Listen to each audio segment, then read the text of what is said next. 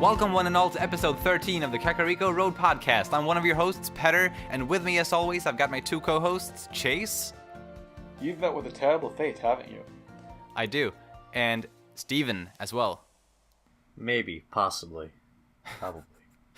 The topic in today's episode is the story of Majora's Mask.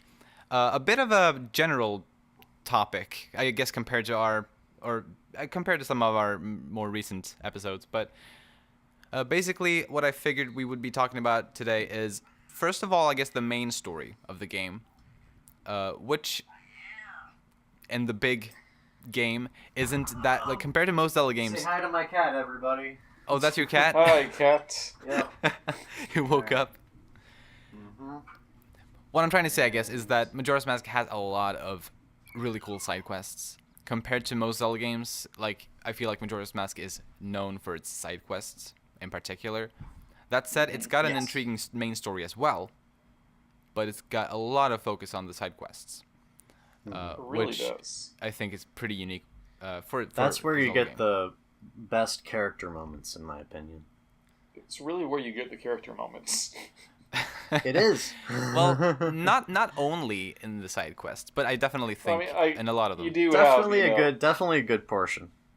Yeah, you've got good stuff with Darmani and the Goron Prince and all that. Mm-hmm. There are good moments in the story, but the side quests are really what make the game. I agree. Yeah, and I think, in my opinion, because this is something that a lot, like, at least looking at the 3D Zelda games, looking at the stories, I think Ocarina of Time did an alright story, but it wasn't anything special in any way or form. I mean, one might argue that it was special for the time, but looking back now, it doesn't have the same effect as it did back then. You could say that it started the convention. Yeah, I mean, it was definitely, for its time, it was amazing. It did exactly what it was supposed to do. But looking back at it, at least I personally feel like it's a kind of a bland story, kind of a generic fantasy plot. Yeah, very much It's so. nothing very special about it. Then we had Twilight Princess and Skyward Sword, both of which I thought were there was too much focus on the story in a way. The story took away from the gameplay in those two games. Breath of the Wild did a lot of things right, but the story wasn't one of them. No. You admit that it's not perfect. I admit. The story was definitely the weakest aspect, sadly. I guess Wind Waker is another that I don't have too much to complain about the Wind Waker story, but Majora's Mask, out of at least the 3D Zeldas, did the story, probably out of every Zelda, Majora's Mask, in my opinion, did the story in the best way, because they didn't, the story didn't take focus off of the gameplay. It didn't lock you into like a linear path. And there was also so many side quests that sometimes it was hard to distinguish what was a side quest and what was a main quest. And I really, really enjoyed that about Majora's Mask. But enough about me. What do you think about me? No, just kidding. Oh, better. I think you're a swell guy. Oh. Oh, dear. Anyway, that's my 2 cents on just the general idea, I guess, of what Majora's Mask's story is. Just the fact that it's the perfect amount of story, I guess. And it's also intriguing and unique. Mm-hmm. It was an interesting deviation from Ocarina of Time, which was a conventional story, and then you have Majora's Mask, which went all over the place. It was a very unique story with the time travel elements. Mm-hmm. Although, you could also say that it took cues from other time travel stories. Or even from A Link to the Past in many ways. Mm-hmm. Actually, wait, no, I'm thinking back to Ocarina of Time. Don't worry. Ignore me. Okay. I mean, that too. Deep breath, Chase. They both of the games involved time travel stories, but I think Majora's Mask might have used it better. And this is where I get roasted. No. I think at least it did it more in a more interesting fashion. Because I honestly can't think of a lot of stories with the same kind of, like, circular time travel plot that Majora's Mask has. Obviously, Groundhog Day is one of those. The film Groundhog Day, if you've seen it, is definitely that kind of a story. Because this one involves around just resetting a ticking clock over and over and over. Precisely. I like the idea of that, honestly. Mm-hmm. Yeah, I guess that I can if you don't mind me butting in here, to actually make use of my point from earlier. Mm-hmm. Ocarina of Time's time travel elements could be considered more similar to A Link to the Past Dark World than than true time travel in a way. Yeah. Like, they were two very separate times. When you go up to Majora's Mask, you're experiencing the same time in different ways. And, like, it's always going to be raining on the second day. The aliens are always going to show up at the same time, that type of thing. Ocarina of Time was more based off of cause and effect. Yes. And then Majora's Mask is more how you change things. Different ways Right. to approach different I scenarios. guess in different ways still. And you get to like learn like where is this person on this day? Like what's this person doing in this instance? Which I think is why the Bomber's Notebook is one of the best parts of Majora's Mask. Oh yeah, it's very very useful, extremely useful actually. Yeah. The 3DS remake did a good job at, having a good... It allowed you to keep track of everybody's schedules really easily. Very good quality of life improvement for the 3DS version. I still need to play the 3DS version eventually. I do too. I need to finish it. I've played about halfway through and then stopped and never picked it up again. Anyway, so we got a bunch of, I think, pretty interesting characters, and I guess one that I'd like to talk about a little bit is one of the many characters with a pretty dark story to them. Because I think Majora's Mask does this more than most Zelda games. And of course, we're talking about the Deku Butler. Gives us gives us some. How did you know? Are you actually talking about the Deku Butler? Well, I'm talking about his son. Okay, well, yeah. So Yeah. basically, like how dark this Zelda game gets without really writing it on the player's nose that it is, but it is. Yeah. It is dark. Darker than most Zelda, but probably darker than any Zelda game when you really dig into it. And the Deku Butler had a son who was most likely killed right by Majora's Mask to make Link into a Deku scrub. Yes. Right. Yes. Like that alone, like he actually is killing stuff. Yeah, in comparison to when Link is freeing trapped souls, like people that are unable to move on to the next life. Oh, Majora's just like, this guy, gone. Yeah, he's kind of freaky. I mean, sure, there's death in other Zelda games as well, but it's more close to the player in a way in Majora's Mask. Yeah, and actually, one thing that I really like that I didn't really pick up until I picked this up Monday after we decided that we were going to be doing this as our theme for this week. Yeah. And I always thought that the first time that was hinted towards was after you go through and do the Deku Butler's maze and all that. But this time going through and just taking my time with that knowledge ahead of time, like the first time that you see more or less the corpse of the Butler's son on your way to Clocktown before you even meet Happy Mask Salesman or most of those characters or even enter Clocktown at all. Exactly. You do see them. Not only do you see him, but when you talk to him, Tal tells you that you two look very similar. Precisely. That wasn't something I picked up on before. I don't think it's possible to really pick up on it the first time.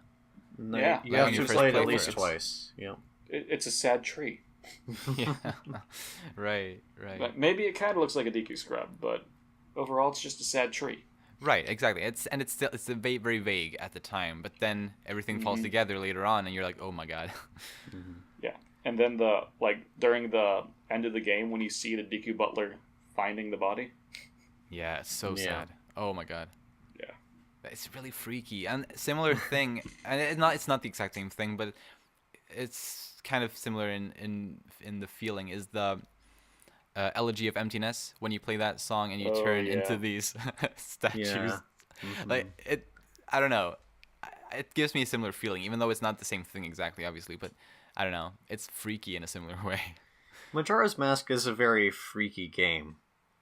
It is. It definitely has some horrific elements to it and some uneasiness to it. Yeah, I mean, For sure. especially with just how that game was remembered for a long time, really epitomizes that because of the whole bend round thing. Oh, That was yeah. around the internet. It was Damn, probably that the early creepy 2000s. pasta. and So were you good, not actually. freaking out with Skull Kid's laugh? I mean, like, Oh. but that is like how it was remembered for the longest time. Right. Like for a long time, Ocarina was considered the greatest Zelda game, possibly the greatest game of all time, and Majora's Mask was in its shadow until arguably relatively recently. True. I feel like that But- makes sense. Like that's how Majora's Mask was remembered for a long time, Right. and it's Yeah. just that creepiness, those horror elements. Yeah. Mhm. Very Like you interesting. totally believe copy of Majora's Mask was haunted. Yeah, the developers did a very good job imprinting images into our heads. Oh yeah. Oh yeah. Like all these creepy faces of various things, and Right. like the Elegy of Emptiness statues, for example. Right. Do you have any other characters or character fates and stuff that you'd like to discuss a little? I think we haven't touched on Link himself.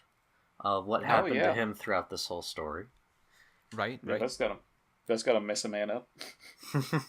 After already getting messed up by seeing his entire world destroyed while he still has the mind of a child but the body of an adult. Yeah. Yeah. I mean, he's been through some shit. Like he's already got PTSD. Probably. Well, poor kid.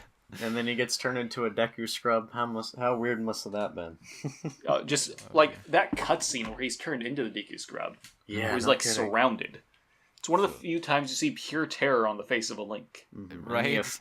The cloning effect, or maybe it's a motion blur effect that they used during that cutscene, was Yeah. very Yeah. good. They use it a lot in Majora's Mask in general, I feel. They do, yeah. Actually. That's just because that is one of the creepiest effects in Zelda history. Probably. And Majora's Mask is a creepy game. With like no music in the background and just the sound of the ruffling leaves. Mm-hmm. Yeah, exactly. And of course, Majora's Mask gave birth to probably the creepiest character in all of Zelda, namely Tingle. Even at the ripe old age of 35, for some reason I imagine Tingle is Irish. Okay. Yeah, you know, makes sense. He's dressed in green and all. Dressed in green, he's short, probably drunk. Oh, this is... Yeah, I mean, I shouldn't be... Yeah. I don't actually think this about Irish people. I have red hair. I would be making fun of myself, too. So Petter, no one's gonna catch you playing those Japanese exclusive Tingle games.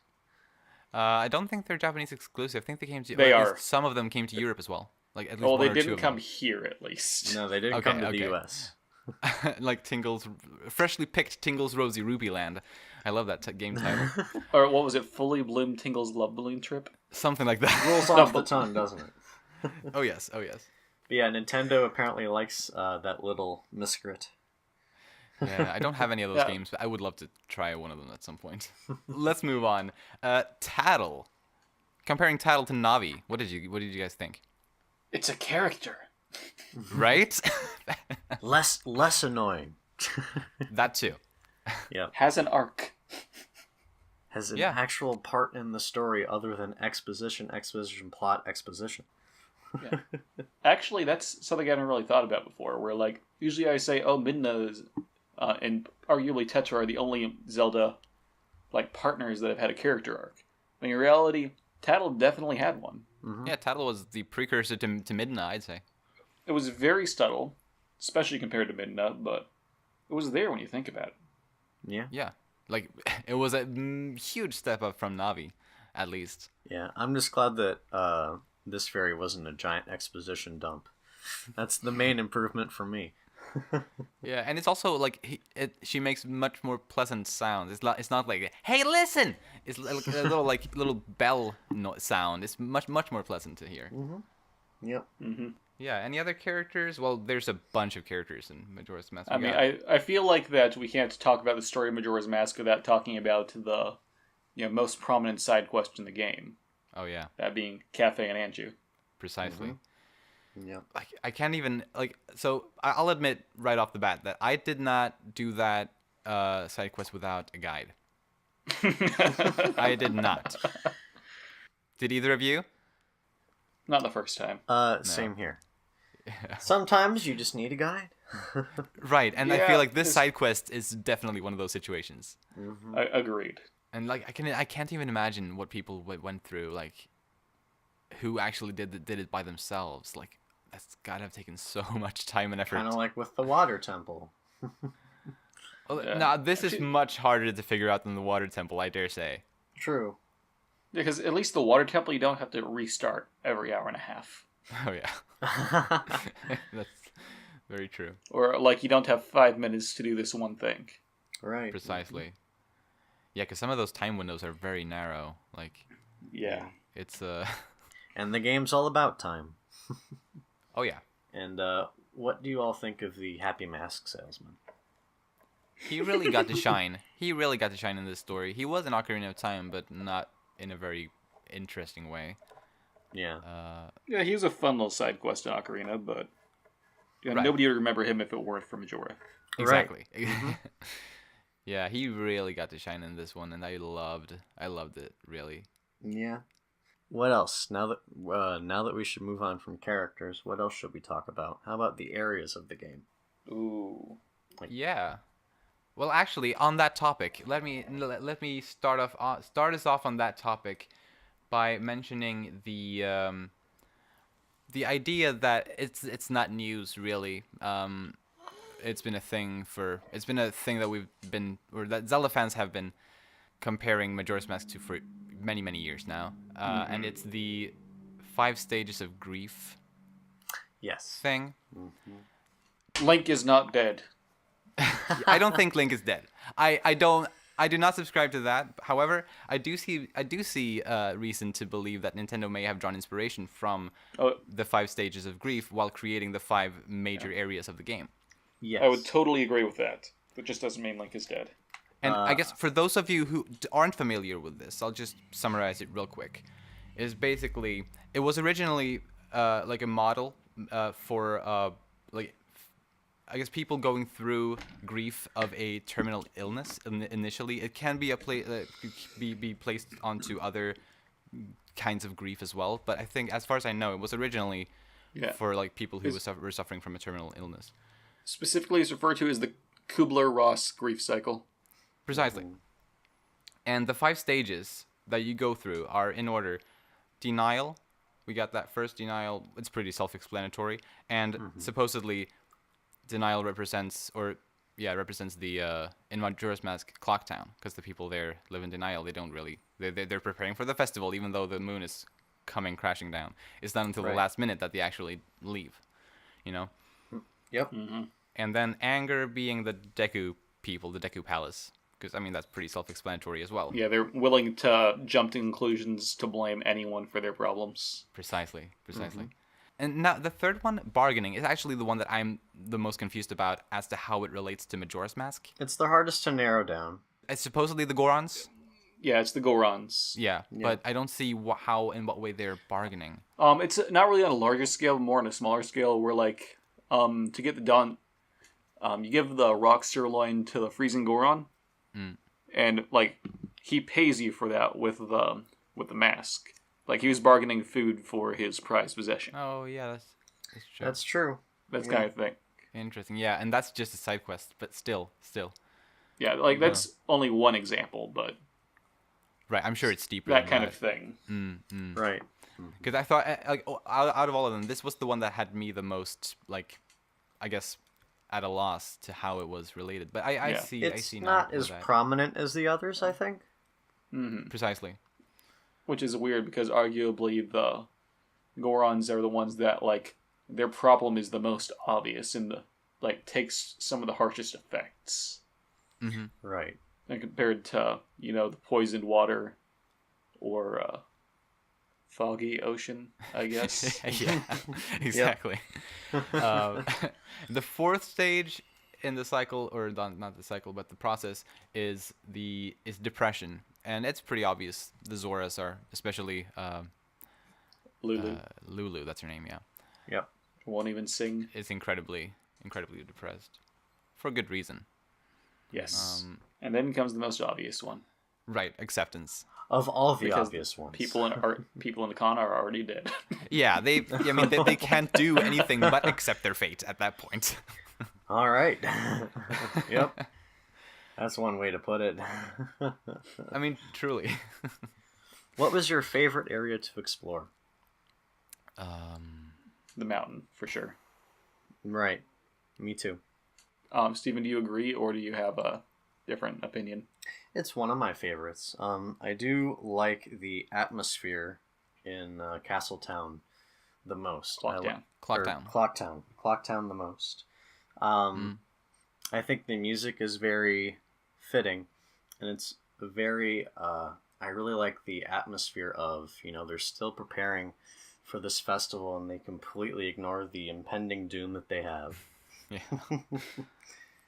I don't know. It just seems like a very interesting setting to talk about. Absolutely. I definitely agree that the characters in Clocktown are some of the most interesting and best written. Mm-hmm. I mean, I didn't even talk about some of my favorites that are in there, but when it comes to world design, I think I like just the stark difference between the winter and the spring on Snow Peak. True. To be the most interesting. Mm-hmm. For environments, definitely, yeah. Yeah, I feel like that's the biggest change.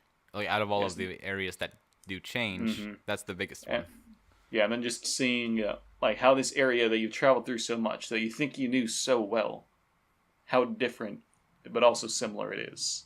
Mm-hmm. I just think that's really cool. Absolutely. What about you, Petter? I have a hard time choosing between the last two areas, Great Bay and Ikana. I had a lot of fun exploring, but I mean, all of the areas that admittedly were fun to explore, but the last two in particular, I think ultimately I'm gonna have to go with Great Bay because I really had a lot of fun, swimming around on the shore as Azora and exploring the Pirates' Fortress, which is also part of that area. Right. Was a lot of fun in my opinion. I love those kinds of like infiltration missions, like kind of stealth-ish. I had a lot of fun with that. Yeah. My least favorite part of Wind Waker. Oh yeah, we've talked about that. Yep. Oh dear.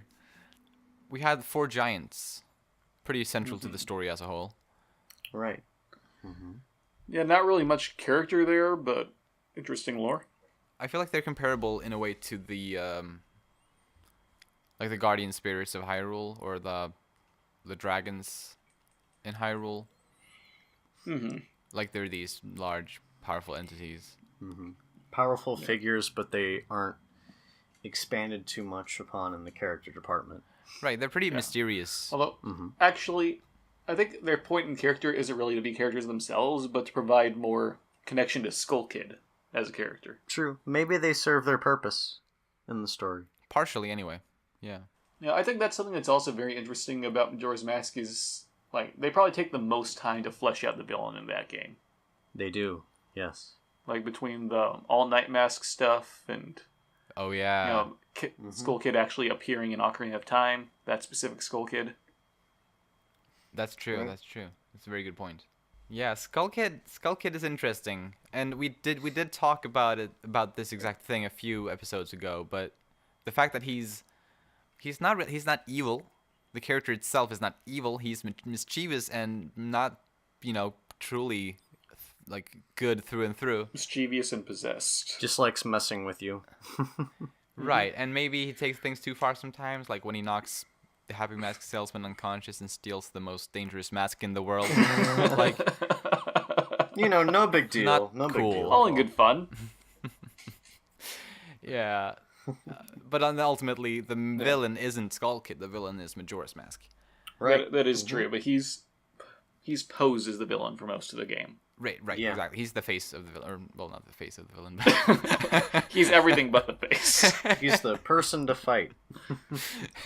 The object of antagonist. Do you ever actually fight Skull Kid except for during that, like, the end of the first 3-day cycle when you bubble him?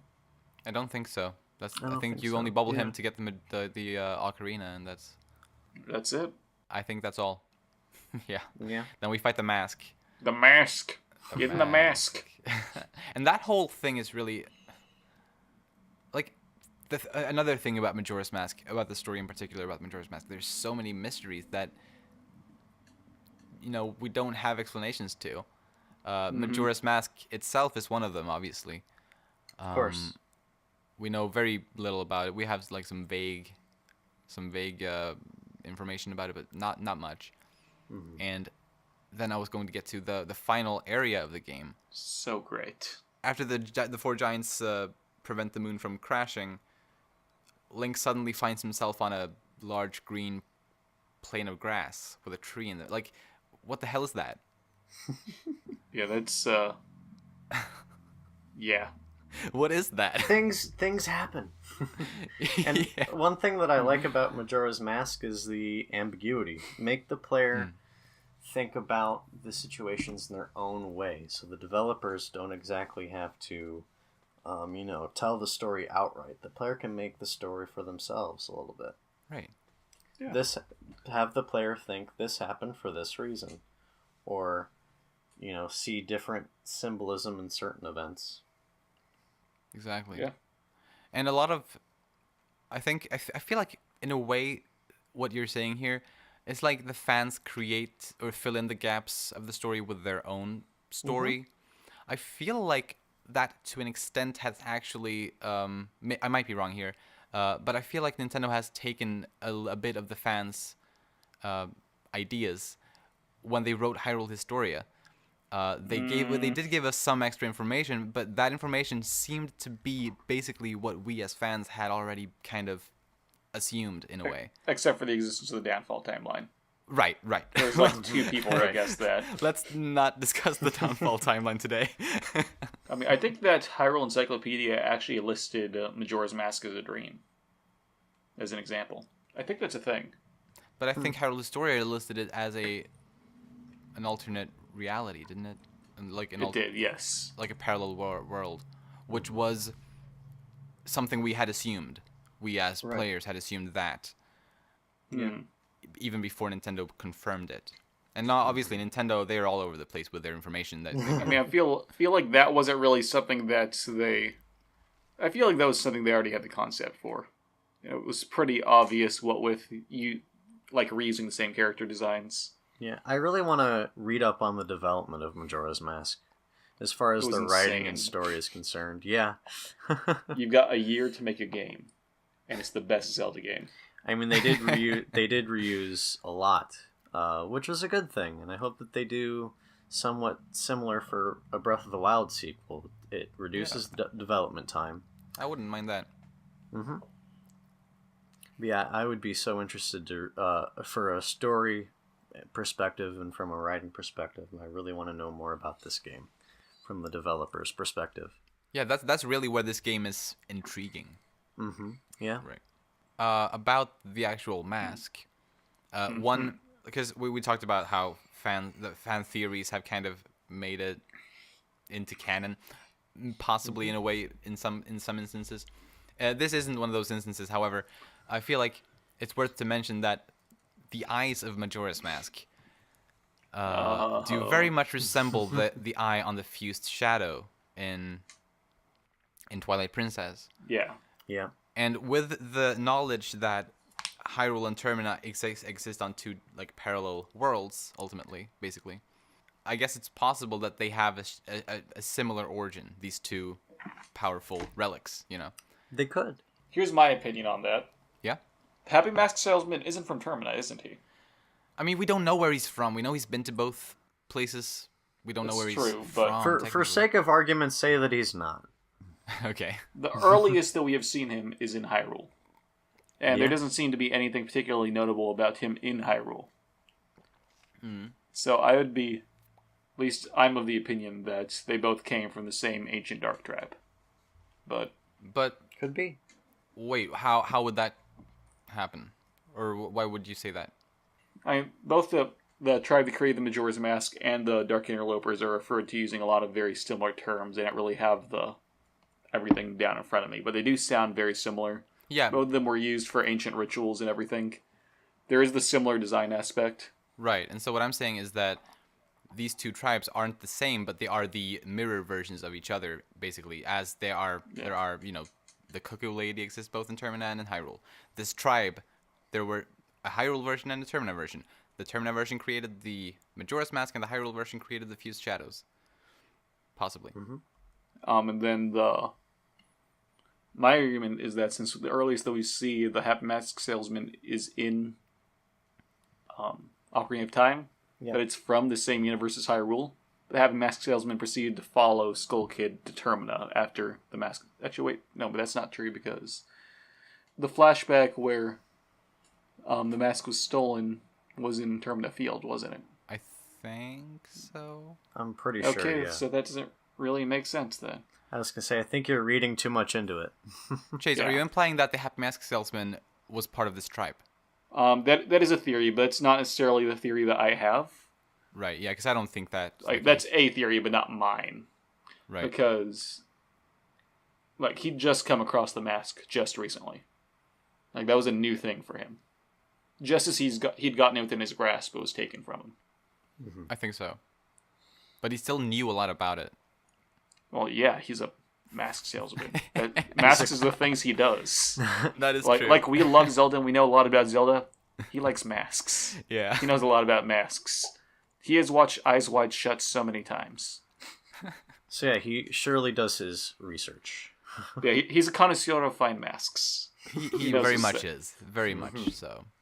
Yeah. But yeah, I didn't expect this to get into this kind of theory territory, but You're Why the not? one who brought it up. I know, I'm to blame. And plus, that's what fans do for Majora's Mask, still to this day. I mean, yeah, that's still a thing, and thanks to the game being having so many mysteries tied to it, it's possible for the fans still to theorize. Yeah. Which is very nice. So many doors open for player interpretation. Yes, which is lovely, I think. Because I feel like Hyrule Historia destroyed a lot of the Zelda theorizing community.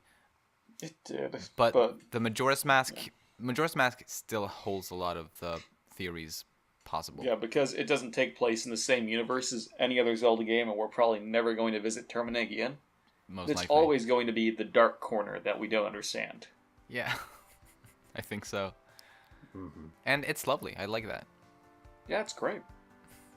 And yeah, I guess with that said, we will round off the episode. All right. Thank you everyone so much for listening. Check out the video descriptions, links and everything there. And we will see you guys in a week. Bye bye. Goodbye. Bye!